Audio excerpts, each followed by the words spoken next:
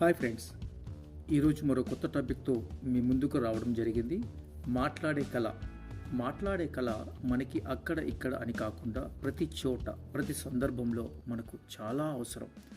మనం ఊపిరిని మర్చిపోకుండా ఎలా అయితే తీసుకుంటున్నామో అదే విధంగా మనం మాట్లాడే మాట మీద కూడా మరపు రాకుండా మితంగా హితంగా స్మితంగా మాట్లాడటం అనేది గుర్తుంచుకోవాలి. చాలా వరకు మనం వింటుంటాం. శుభం పలకడంలో ఉన్న గొప్పతనం ఏమిటో, మాట్లాడే కళ అనడంలోనే ఒక గొప్ప కళానుభూతి కలుగుతుంది. ప్రేమగా మాట్లాడి ఎన్నో అద్భుతాలు సాధించిన వాళ్ళు మనలో, ఇప్పుడు ఈ వీడియో చూస్తున్న వాళ్ళలో కూడా ఎందరో గొప్పవాళ్ళు ఉన్నారు. మన పెద్దలు ఎంతటి గొప్పవారంటే, మాటే మంత్రము అనే ఒక గొప్ప నానుడిని మనకు గిఫ్ట్గా వినిపించారు. మాట్లాడే కళకి ముఖ్య ఫార్ములా ఏంటంటే మాటే మంత్రము. వాక్చాతుర్యం ఉండాలే కానీ ఏది అంటే అది మనం దక్కించుకోవచ్చు. వాగ్భూషణం భూషణం అని కూడా మన పెద్దలు ఊరికే అనలేదు. మనలో చాలామందిని చూసినప్పుడు వాళ్ళ అవతారాన్ని బట్టి ఏదో లో ప్రొఫైల్ అనుకుంటాం, కానీ వాళ్ళతో మాట్లాడిన కొన్ని క్షణాల్లోనే వారి మాట వారి విధానం మనకు తెలియకుండానే మనల్ని వాళ్ళకి ఆకర్షితులను చేసి వారిపై రెస్పెక్ట్ను పెంచేలా చేస్తాయి. మనం ఎవరైనా కొత్త వ్యక్తులను కలిసినప్పుడు మొదటి 90 సెకండ్స్ మనం వాడే ప్రతి మాట చాలా మధురంగా స్పష్టంగా ఆకర్షణీయంగా ఉండేలా చూసుకోవాలట. అలా జరిగినప్పుడు ఎదుటి వాళ్ళు మనకి అభిమానులు అవుతారు అనడంలో ఎటువంటి సందేహం లేదు.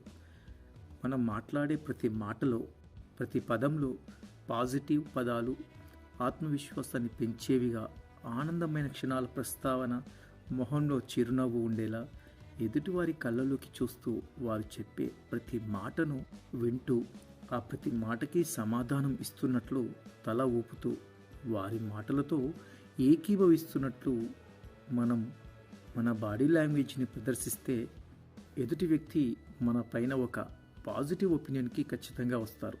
మన మాట నిదానంగా అవతలి వ్యక్తికి అర్థమయ్యేలా ఉండేలా చూసుకుంటే ఎదుటి వ్యక్తి మనం చెప్పే ప్రతి విషయాన్ని ఖచ్చితంగా వింటారు. మాట్లాడమన్నాం కదా అని వారి ఇంటెన్షన్ని అర్థం చేసుకోకుండా పనికిరాని విషయాల గురించి, ఎప్పుడో జరిగిపోయిన ముచ్చట్ల గురించి కాకుండా వాటి వల్ల ఇప్పుడు ఎంతవరకు అవసరం ఉంది, ప్రయోజనం అందుతుంది అనేవి ఆలోచించి ఎదుటి వ్యక్తి మానసిక స్థితిని ఫాలో అవుతూ మన మాటల ప్రస్తావనను అలా సాగదీస్తూ పోతే ఎంతో బాగుంటుంది. ఈ 90 సెకండ్ల సమయంలో అస్తమానం మీరే ఏదో ఒకటి మాట్లాడకుండా వారు చెప్పేది ఎక్కువ వినడం వల్ల వారికి మనపై మంచి అభిప్రాయం ఏర్పడి ఆ మీటింగ్ విజయవంతమయ్యే అవకాశం కూడా లభిస్తుంది. మాటలే కాకుండా మన అపియరెన్స్ కూడా చాలా ఇంపార్టెంట్. అంటే మనం కలిసే పర్సన్ స్టేటస్ ఏంటి, ఏజ్ ఏంటి, మేలా ఫీమేలా అనేది కూడా థింక్ చేయాలి. వెళ్తున్న టైం ఏంటి, లొకేషన్ ఎక్కడ, ఇలాంటి విషయాలను కూడా దృష్టిలో ఉంచుకొని వెరీ వెరీ ఇంపార్టెంట్.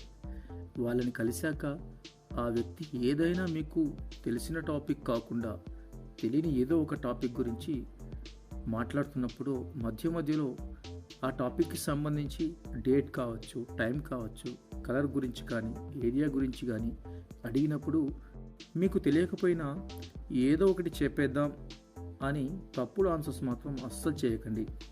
నిజంగా తెలియకపోతే నాకు తెలియదండి, ఈ విషయంలో నేను కొంచెం ఇంట్రెస్టెడ్గా లేను అని నిజాయితీగా చెప్పడం వల్ల ఆ తెలియని విషయం గురించి మీకు ఇంకా స్పష్టంగా చెప్పే అవకాశం ఏర్పడటంతో పాటు తెలుసుకునే సమయం కూడా మీకు కలిసి రావచ్చు.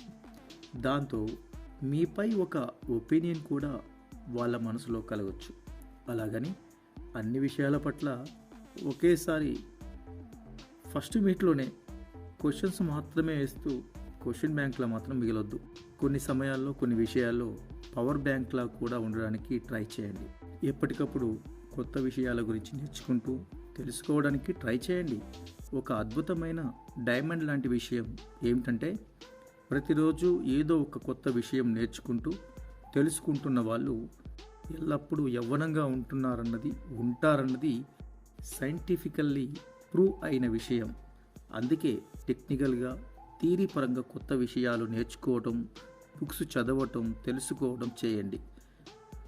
మీ మాటలని మంత్రంగా, వజ్రాలుగా మార్చుకోవడంతో పాటు మీలో పెరిగిన కాన్ఫిడెన్స్తో అందరినీ ఆకట్టుకోండి.